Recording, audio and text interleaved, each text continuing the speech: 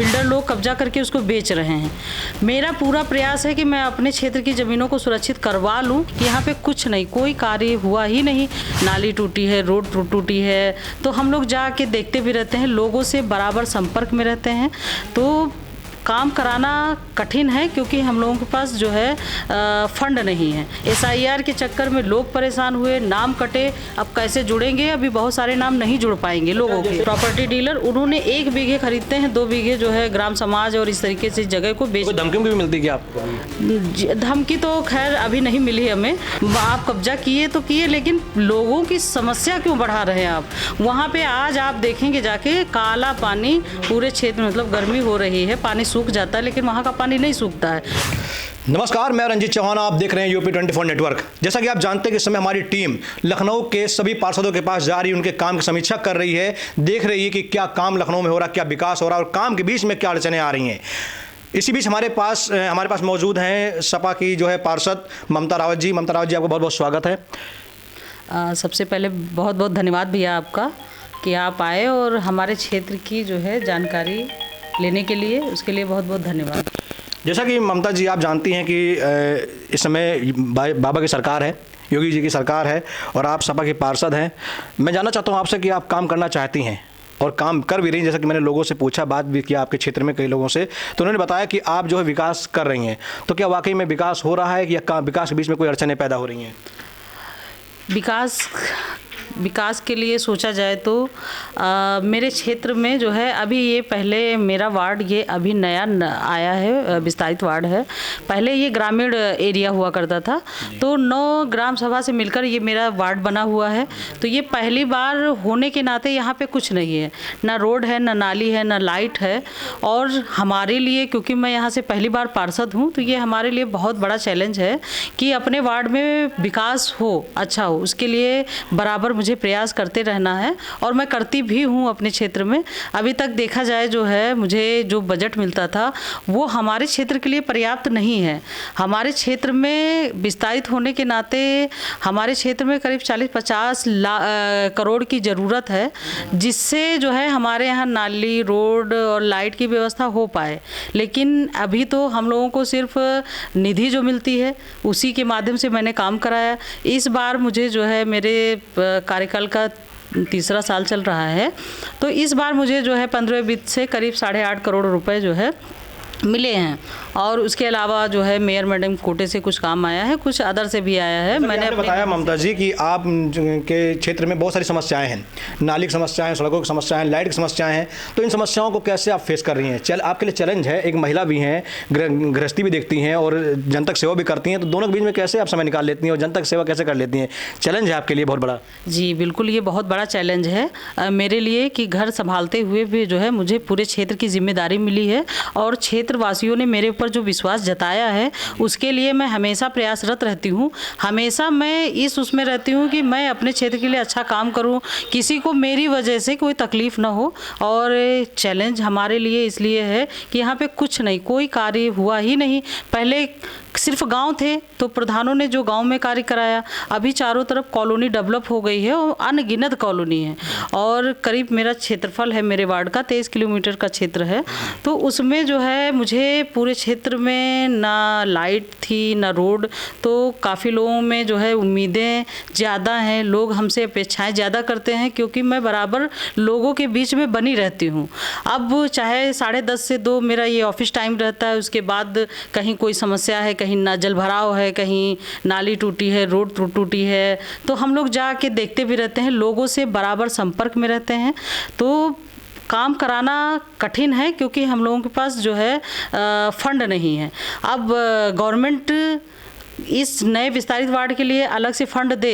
एक बार एक योगी जी का स्टेटमेंट आया था कि 88 गाँव के 88 जो है ग्राम सभा जो हैं गाँव के लिए, तो उसमें बजट, अतिरिक्त बजट दिया जाएगा, लेकिन उसके नाम पे अभी कुछ आया नहीं है। तो मुझे जो है काफ़ी बजट की ज़रूरत है मेरे वार्ड में विकास के लिए। जैसा कि आपने हमसे बताया कि आपको बजट की ज़रूरत है, आपको निधि की ज़रूरत है क्योंकि आप काम करना चाहती हैं, तो क्या आप जो निधि के लिए सरकार से अप्लाई करती हैं तो क्या वहाँ से कोई रोक टोक लगी है क्या आप आपकी बातों को माना नहीं जा रहा है, आपके प्रस्ताव को ठुकरा दिया जाता है? अभी जो है निधि जो हमारी है पिछले अभी 1.5 करोड़ की थी, अभी बहुत प्रयास किया गया तो 2 करोड़ 10 लाख की हुई। और लेकिन हमारे क्षेत्र में 2 करोड़ कोई मतलब मायने नहीं रखता।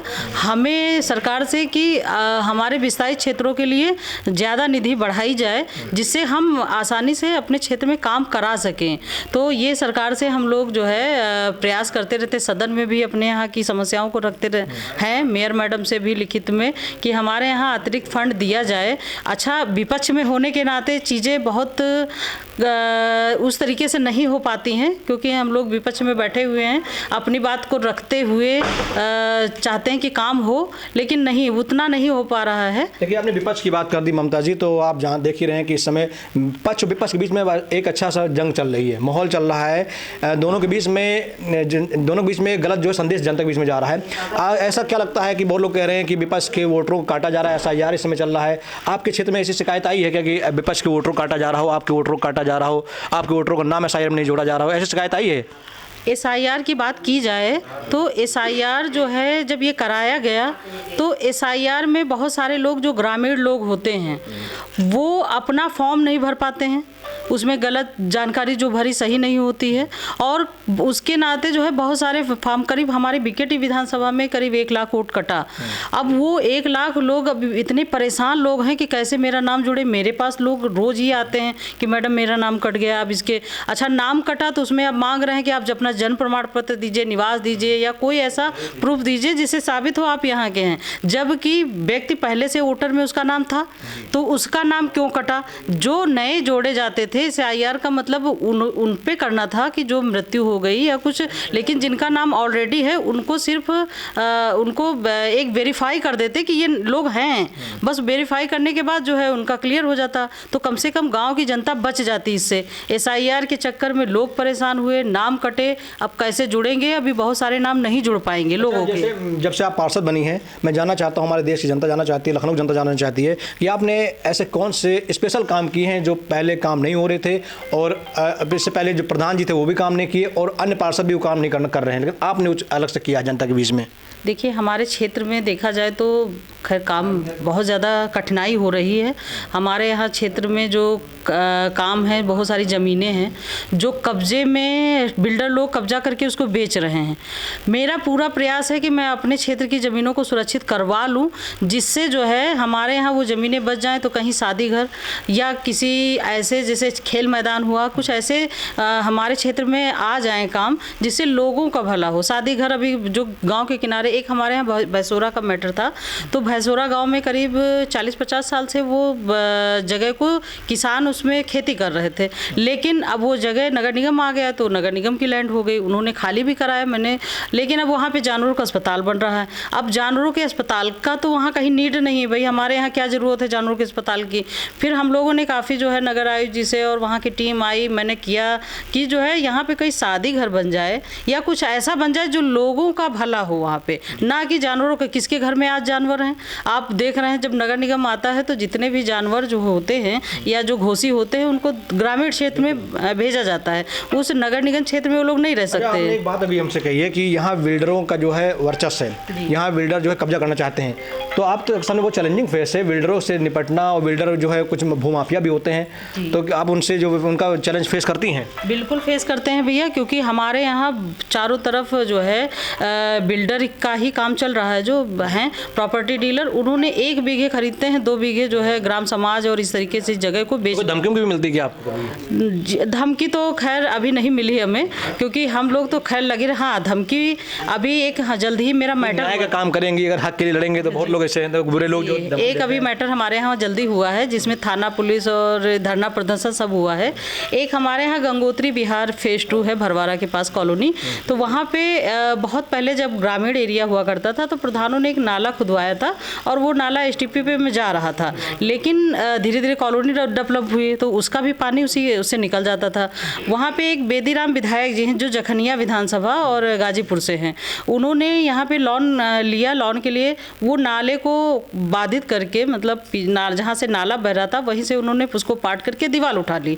अब वो पानी वहीं पीछे रुक गया। अब वो पानी आज मतलब सोचिए कि 2 साल 3रा साल तो हम ही देख रहे हैं, लगातार वो कॉलोनी में भरा हुआ, लोग अपने अपने घरों से निकल नहीं पा रहे हैं। मैंने इसके लिए सदन में रखा, फिर वहाँ से कार्रवाई मेयर मैडम, नगर आयुक्त, पूरी टीम आई नगर निगम की, उन्होंने देखा, फिर उसके बाद जो है उन्होंने कहा मतलब इसको जांच करके इसको खाली कराया जाए। मेयर मैडम ने कहा, फिर वो मामला ठंडा हो गया, फिर मैंने सदन में रखा। जब सदन में इस बार मैंने रखा तो वहाँ से नगर निगम की टीम और लेखपाल ये सब पहुँचे गिराने, तो बेदीराम जी ने फ़ोन किया वहाँ से और फ़ोन करके लेखपाल को गाली दी। लेखपाल ने बताया कि ये ममता राउत की शिकायत पर ये हो रहा, तो उन्होंने मुझे भी गाली दी। तो गाली देना उनके मतलब उनको शोभा नहीं देता है, वो एक सम्मानित पद पे हैं, तो उन्होंने फिर इसके क्योंकि उन्होंने गाली मुझे दी, इसके लिए फिर हम लोगों ने थाने को घेरा, क्योंकि हम लोगों की तो विपक्ष में बैठे हैं, कंप्लेन हम लोगों की लिखी नहीं जा रही थी और अब फिर भी नहीं लिखी गई, धरना प्रदर्शन हुआ, सब कुछ हुआ। तो अभी मैंने कोर्ट से किया हुआ है और वहाँ पे सोचिए कि वो चकमार्ग है। अब ये विधायक होते हुए उस चकमार्ग को कब्जा किए हैं। बात ये है कि आप कब्जा किए तो किए, लेकिन लोगों की समस्या क्यों बढ़ा रहे हैं आप?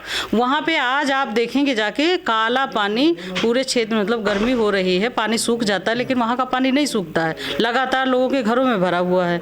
तो इसके लिए सदन में भी एक कमेटी गठित हुई है नगर निगम में, लेकिन जो दबाव इतना है क्योंकि वो सत्ता पक्ष गठबंधन में है, सत्ता पक्ष के विधायक हैं, तो इस नाते जो है कोई कार्रवाई नहीं कर पा रहा है। दबाव तो होता ही है सत्ता पक्ष का। तो उन्होंने जो है मेरे बताया कि पार्षद पति ने इतने 32 एकड़ जमीन को कब्जा कर लिया, जो विधायक जी ने बताया। मैंने कहा कि जहां मेरी जगह है आप चलिए गिराइए चल के, जहां मैंने कब्जा किया। हमें तो हमारे क्षेत्र की परेशानियां दिख रही, उसके नाते हमारी आपकी लड़ाई है, हमें पर्सनल आपसे थोड़ी ना है कुछ।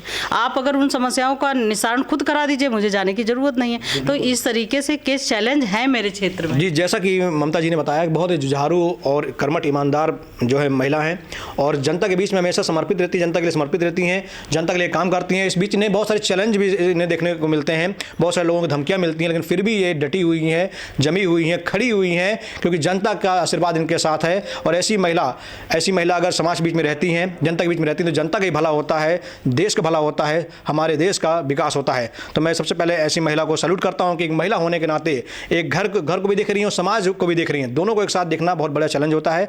सबसे पहले आपको बहुत बहुत धन्यवाद कि आपने हमको समय दिया है। चलिए, नमस्ते। जय हिंद, जय भारत।